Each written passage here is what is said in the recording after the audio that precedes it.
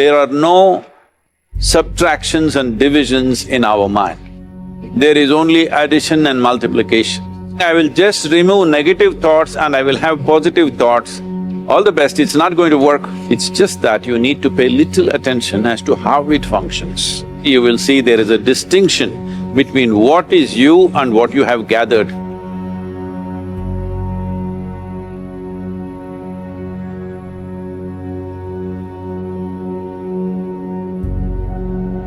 Well, see the way the question is asked and also the way normally it's addressed is, people think there is something called as negative thought and positive thought. They want to remove the negative thoughts and have only positive thoughts. But such people, I would ask them to just experiment for 10-15 seconds. Let them forcefully remove one thought from their mind. For example, next 10 seconds, just don't think of a monkey. Try not to think of a monkey for next 10 seconds. You will see you will be full of monkeys. So what I'm saying is, this is the nature of your mind, because in this mind, all the three pedals are throttle. There is no brake, there is no clutch. Whatever you touch, it will only go faster. In this kind of mind, people have been taught from moral teachers and religious teachers, do not think about bad things. Well, since then it's been a full-time job. So there is no way you can handle the mind like this. This doesn't need any great enlightenment. If you spend 2 minutes with your eyes closed, you will realize you cannot do anything forcefully with this mind. So, I want to remove negative thoughts. Do not ever go in this direction, because what you want to remove will become your quality. Always you will be on it. So what should I do? The thing is this, without understanding the fundamental mechanism of this mind, because our mind, human mind, is the most sophisticated computer on the planet. Even all the supercomputers have come out of this. When this is the case, is it not important that we understand the mechanics of how it functions?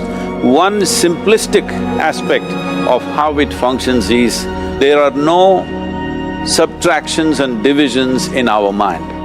There is only addition and multiplication. If you try to do something with it, it will say one more. If you try hard, it will multiply into many more.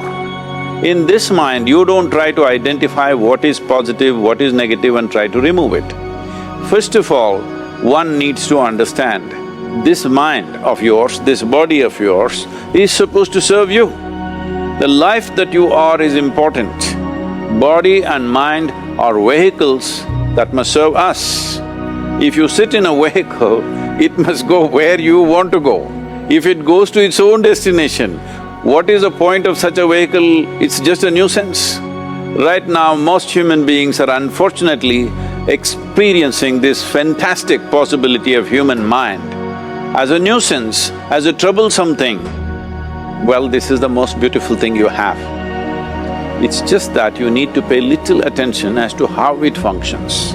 One simple thing is this. First and foremost process is, that's why we put out this process called Isha Kriya. This is to distance yourself from your physiological and psychological process. There is something called as you which exists. This is not a composite of all your thoughts and emotions and physiological processes. Beyond that, there is you. If you close your eyes, even if you cannot see anything, you're still there. It is through the window of your eyes that you're looking out, but if you close your eyes, it doesn't mean that you don't exist, you still exist. So beyond your thought, you still exist, beyond your emotion, you still exist. So that you, the life that you are, this has to come into your experience. Why is it that you're not allowing that to come into your experience, which is the most significant aspect of who you are? Who you are right now, the most significant aspect is, you and me are alive right now, this is it. What I'm thinking, what you're thinking is not the important thing. We are alive right now, that is the important thing. So, it is important that you focus on this fundamental sense of aliveness within you and then you will see there is a natural distance between you and your thought process. Once there is a distance between your psychological process and your physiological process, this is the end of suffering. Because there are only two kinds of suffering that human beings go through, physical suffering and mental suffering. Once you create a little space between you and your mind, between you and your body, this is the end of suffering. This is something every human being has to experience and know. Otherwise, thinking I will just remove negative thoughts and I will have positive thoughts, all the best, it's not going to work 100%, it's not going to work because nobody can remove it, they can avoid it for some time. So when negative thoughts come, you say Ram Ram, Shiva Shiva, whatever you want, but this is just avoiding, it's not gone. The moment you stop that, it will pop back with great force, otherwise it will come back in your dreams. So it's very important, first of all you need to understand your anger, your resentment, your fear, your anxieties, the negativity that you generate. Generally resentment, anger, it is always directed towards somebody. But we need to understand this is poisons that we are drinking and expecting somebody else to die. Fortunately, life doesn't work like that. If I drink poison, I die. If I drink poison, you don't die. So, we need to understand this. When I say poison, today you can have yourself chemically analyzed. Right now, what is your blood work, what it says? 5 minutes of intense anger, check your blood work and see, there will be lots of negative elements in it, literally you're poisoning yourself. So, do you want to poison yourself? Definitely not. Now the very question is coming from certain helplessness, what shall I do? Don't do anything, just sit back and just concern yourself with something which is a life process. Maybe your heartbeat, maybe your breath, maybe just the sensation of being alive. Depending upon how sensitive or how perceptive you are, accordingly, find something.